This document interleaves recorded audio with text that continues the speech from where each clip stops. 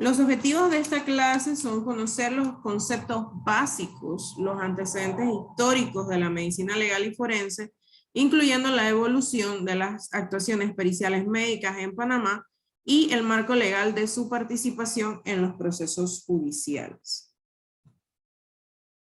Estos son los temas que vamos a ver hoy: generalidades sobre la medicina legal, la unidad 1, y la historia de la medicina forense, unidad 2.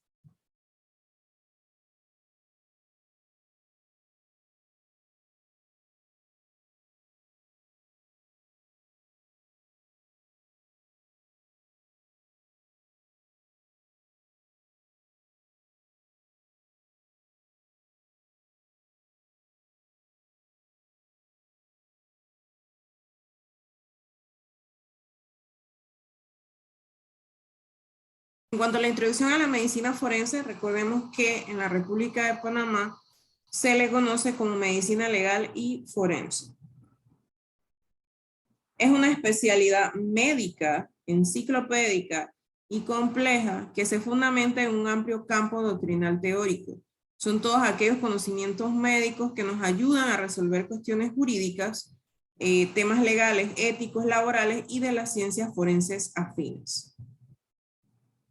La palabra forense simplemente procede del latín forensis, que significa perteneciente o relativo al foro. Aquí tenemos una imagen del Imperio Romano, puesto que desde entonces se inició la utilización de este término, donde se realizaban los juicios ante los notables en un lugar que ellos llamaban foro. Según Eduardo Vargas Alvarado, la medicina legal es una especialidad médica que reúne todos los conocimientos de la medicina que son útiles a la administración de justicia. Según Delfín Villalain, es una especialidad médica, una disciplina universitaria donde se enseña y se sistematizan los problemas biológicos que plantea el derecho.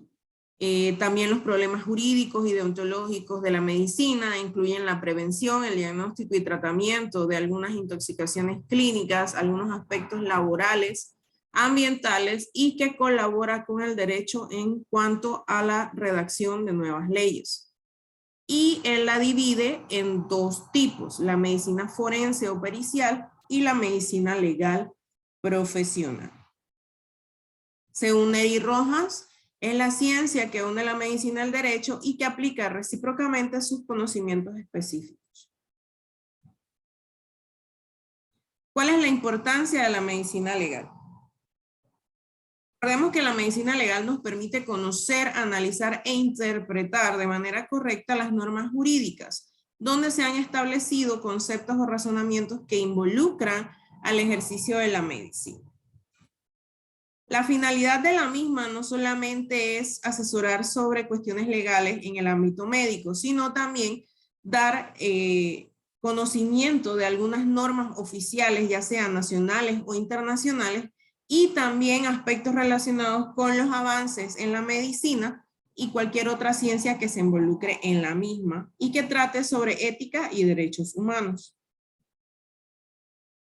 Asimismo, la medicina legal entonces también enseña la forma en que debe ser integrada o redactada una nota médica, incluyendo ya sea una nota relacionada a lesiones personales, intoxicaciones agudas, defunciones, y juega un papel importante puesto que da a conocer cuáles son los requisitos para el estudio, diagnóstico y documentación de este tipo de hechos delictivos. Como su propio nombre lo indica, pertenece tanto a la medicina como al derecho. Y es que esta ciencia médica se aplica a ilustrar pericialmente a los tribunales, puesto que si no existiera este tipo de investigación en la administración de justicia, no podríamos saber con exactitud las características de un delito, no podríamos tener ese soporte técnico con el método científico que nos ayudaría a llegar a un diagnóstico preciso sobre las circunstancias que rodearon un hecho delictivo o incluso el aspecto de la autoría del sujeto. En lo jurídico, la medicina legal entonces es importante para el juzgador, puesto que a través de un informe se brinda información necesaria con pruebas fundamentales que nos ayudan a determinar la procedencia de una acusación y posteriormente poder condenar o absolver a una persona. Entonces es por esto que los informes médicos de los médicos forenses o de los médicos legistas deben ser realizados no solamente mediante el concepto de responsabilidad profesional, sino que también debe llevar consigo los métodos o los procedimientos basados en el método científico con sus conocimientos técnicos, doctrinales y comprobables. En cuanto a las ramas de la medicina forense, tenemos muchas ramas. Recordemos que las ciencias forenses tienen una peculiaridad y es que no son netamente del aspecto de administración de justicia o relacionados al derecho, sino que son cualquier ciencia que en algún momento yo necesito que me brinde el apoyo en una investigación. Así que cualquier ciencia que nos ayude en el ámbito de administración de justicia se le va a poner simplemente el apellido forense. Tenemos la deontología médica, que estudia los deberes, obligaciones y derechos de los médicos. La ética médica, que no son más que las normas de conducta que se deben observar en el profesional.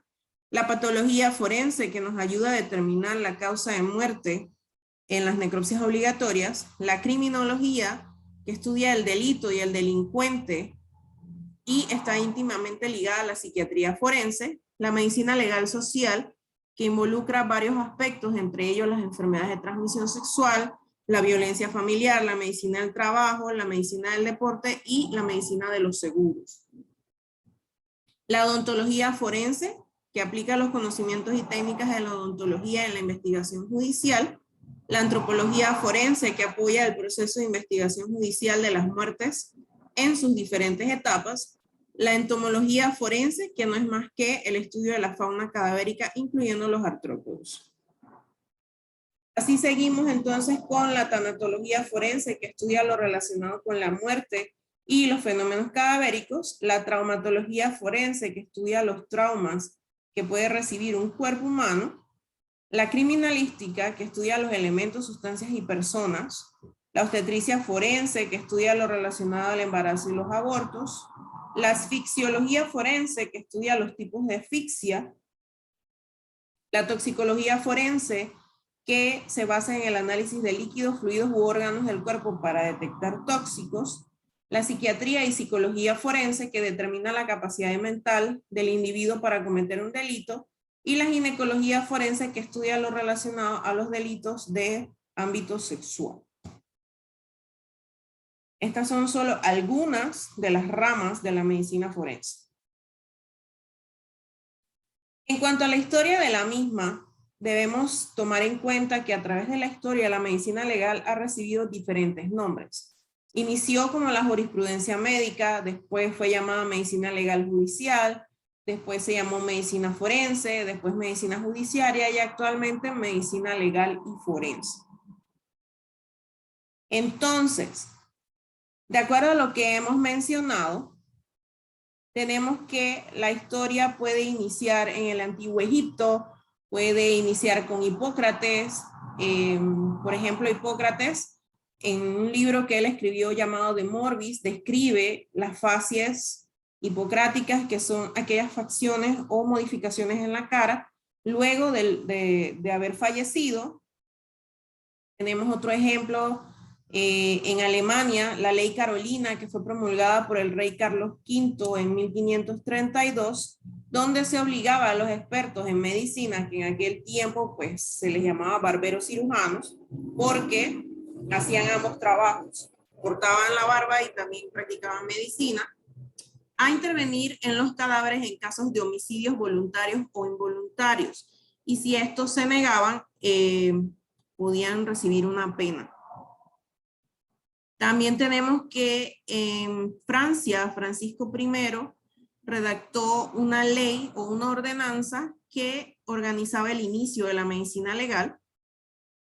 Por allá por 1742, Jacques Brugier, quien realizó las primeras inhumaciones prematuras, recogiendo aproximadamente 180 y algo de supuestos casos de enterramientos en vida, es decir, que enterraban a las personas vivas.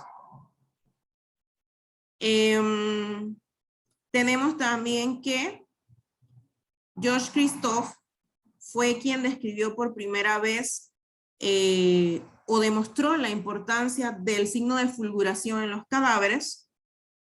Tenemos también a Pierre Huber, quien tuvo mucho que ver con la promulgación de las leyes de la rigidez cadavérica, puesto que llevan su nombre.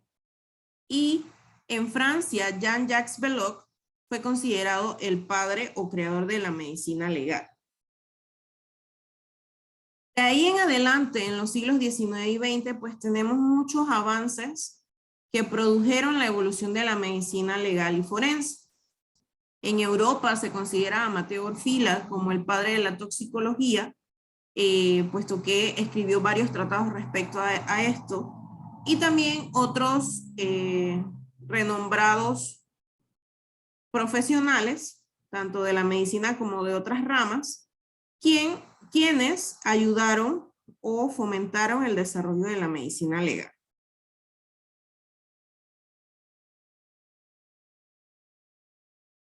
Tenemos entonces que para el aspecto de América Latina, entonces para el siglo XX es cuando empiezan a destacar algunas figuras.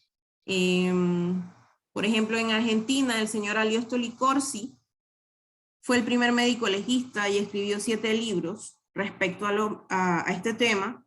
Antonio Pigui Pascual fue un médico forense y miembro de la Real Academia de Medicina, quien describió la radioscopía de paralización cardíaca como un signo de salto traumático y de fractura. Tenemos también a Juan Gisbert, quien fue profesor de medicina legal y toxicología y describió los principios de incertidumbre y las 4 fases de la muerte. Tenemos al profesor Eduardo Vargas Alvarado, cuyos libros son muy famosos en el ámbito profesional en el que nos desenvolvemos. Profesor de medicina legal costarricense, y hay un signo que incluso lleva su nombre, que es la hemorragia en el hueso etmoides, que se encuentra en las personas que sufren ahogamiento. Y tenemos, por ejemplo, también en Argentina, en Buenos Aires, a Luis Alberto Cupto, quien es un médico legista, es profesor también, y es autor de un libro que hace referencia a algunos aspectos forenses relacionados con las violaciones. Entonces, aquí ya podemos pasar al aspecto de la historia en Panamá. Recordemos que para el año 1973, con la ley 34 del 8 de mayo, se adscribe la medicatura forense como una dependencia del Ministerio de Gobierno y Justicia. Posteriormente, la ley 29, el 25 de octubre de 1984, que adoptó el Código Judicial de Panamá, se crea el Instituto de Medicina Legal, en este momento adscrito a la Procuraduría General de la Nación. El 13 de diciembre de 2006 se aprueba la Ley 50, que reorganiza el instituto, donde se ofrecían servicios periciales de medicina forense y algunos laboratorios forenses, adscribiéndolo esta vez al Ministerio Público, donde se brindaba asesoría científica y técnica a la Administración de Justicia. Esta ley también dispuso que, por ejemplo, los altos cargos deberían ser ocupados por profesionales con méritos profesionales, valga la redundancia. Para el 27 de diciembre del 2007 se aprueba la ley 69, donde se transfieren al Instituto de Medicina Legal y Ciencias Forenses los departamentos que en ese momento o hasta ese momento habían pertenecido a la PTJ.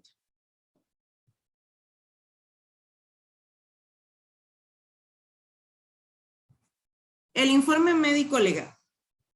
Bien, el informe médico forense es un documento oficial.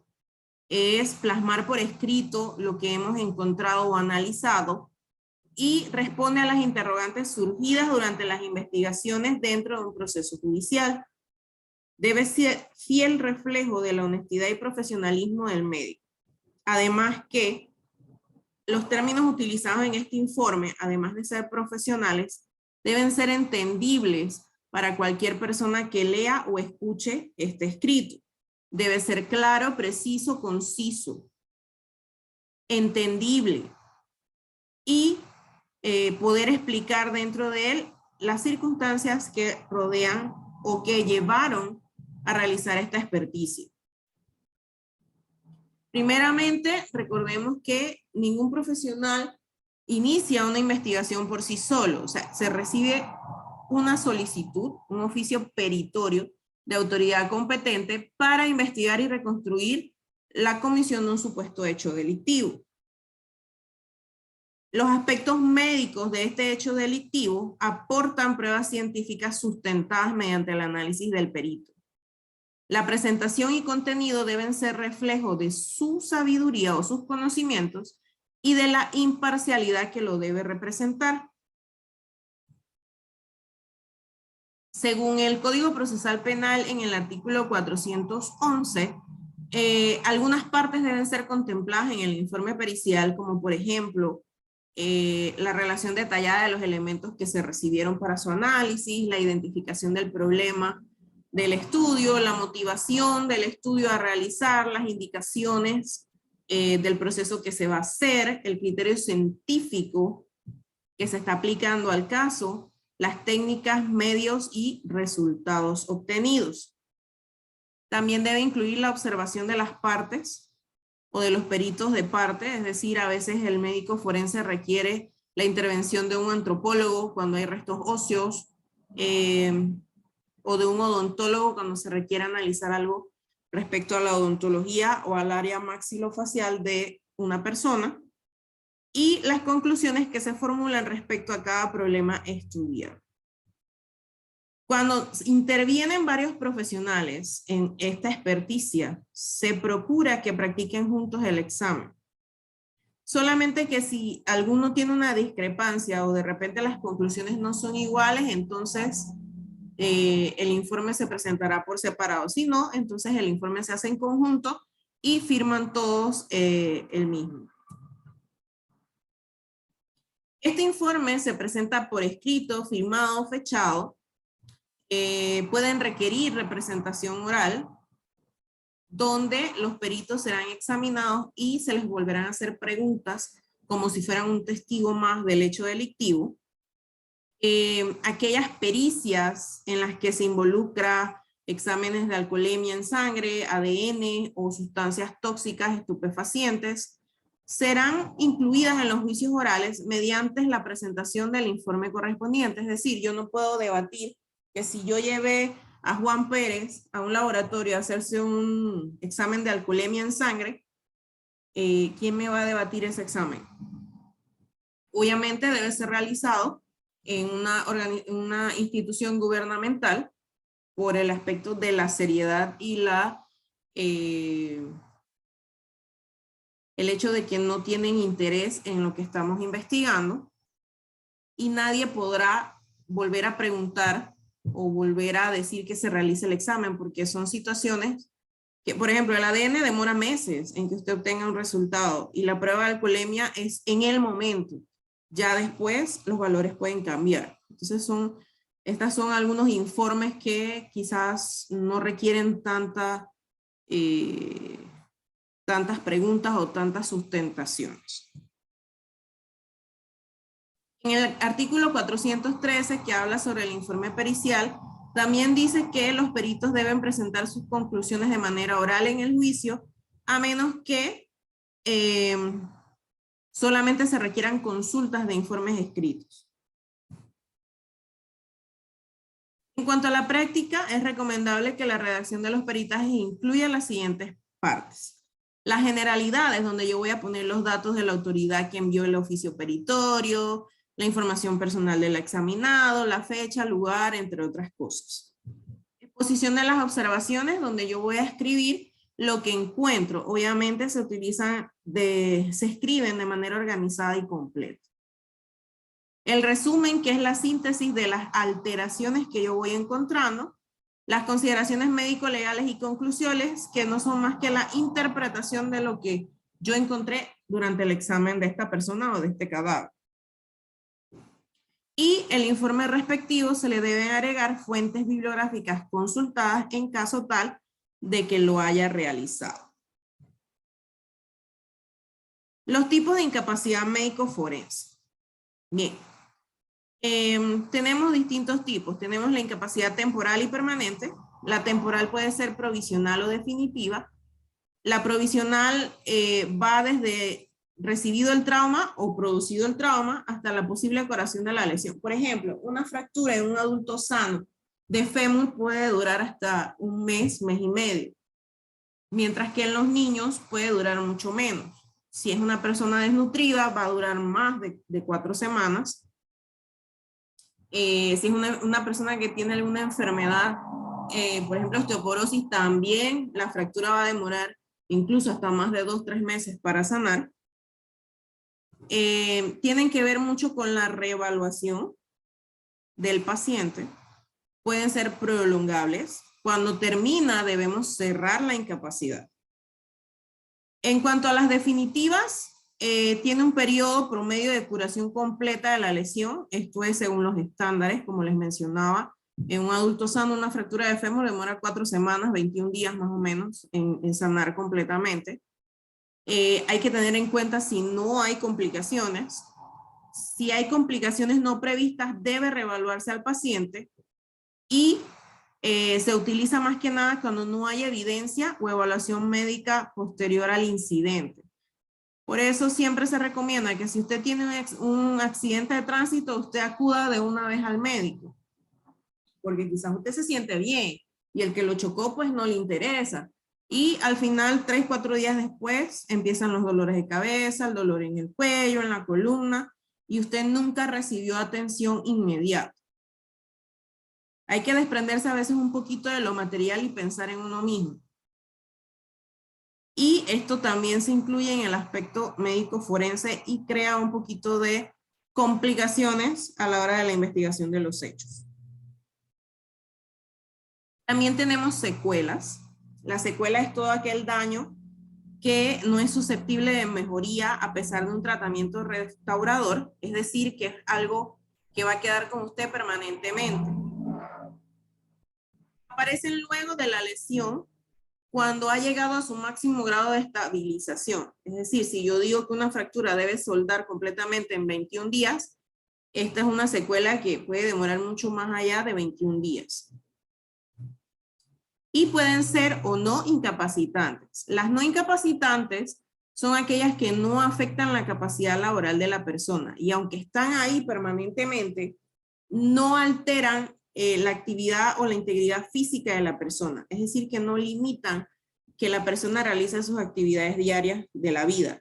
Levantarse, bañarse, cepillarse, peinarse, vestirse, etc.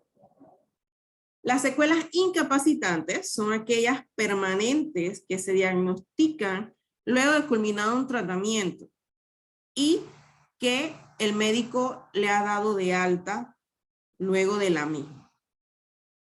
La persona ya no puede levantarse o si se levanta requiere ayuda, si necesita que alguien lo ayude a vestirse, si debe utilizar muletas, silla de ruedas, etc. Las incapacitantes entonces tienen una incapacidad permanente parcial y una incapacidad permanente total. La parcial es cuando tiene más o menos el 33% de limitación, pero no le impide realizar sus tareas fundamentales. Y la total permanente es aquella limitación definitiva de la capacidad y esta persona no puede hacer nada sola. La incapacidad permanente absoluta impide realizar cualquier tipo de trabajo, actividad o ocupación. Es decir, no solamente necesito que me ayuden a bañarme, sino que ni siquiera puedo ir a trabajar.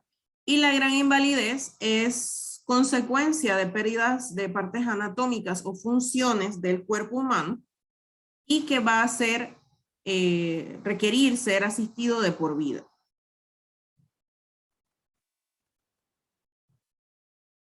¿Tienen alguna pregunta respecto a los temas que hemos visto hoy?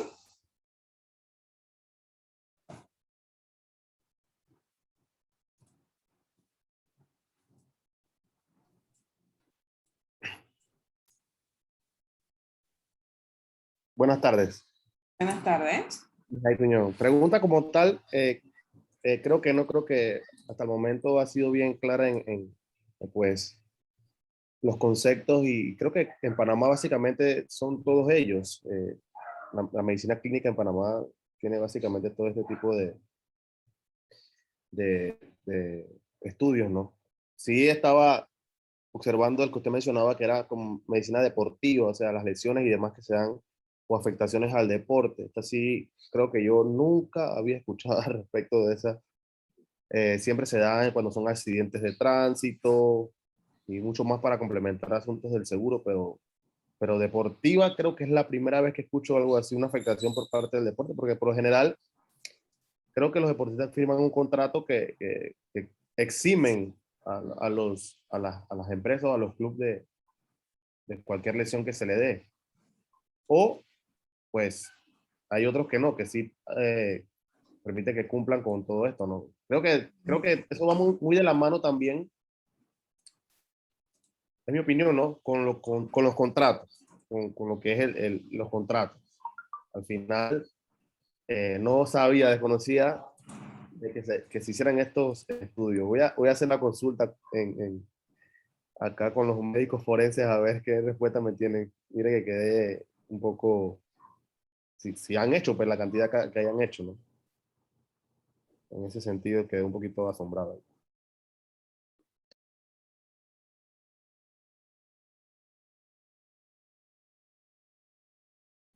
Sí, correcto. Recuerda que nosotros autores como tal de medicina forense, pues creo que solo está el doctor Pachar.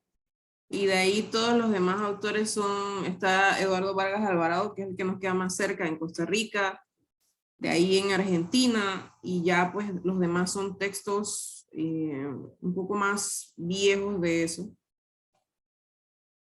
Pero requerimos utilizar fuentes de otras partes para poder complementar los temas a tratar.